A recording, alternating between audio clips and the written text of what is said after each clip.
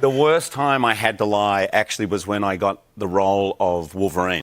I went to Toronto, I auditioned, I got the part, I had to go back to LA to pick up my stuff, and they said, we need you there tomorrow. They'd started shooting, so I went the next day and they said, by the way, when you go back into customs, just say that you're there for an audition. For me, I'm in the line, I'm waiting, it's an audition, all right.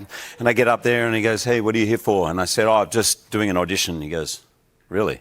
I said, yeah. And he goes, well, that's funny because you seemed to be here last week. What were you here last week for? And I'm like, sweat just pouring down. And I literally then said, no, it's not an audition. I've got the part. I just broke. It was pathetic.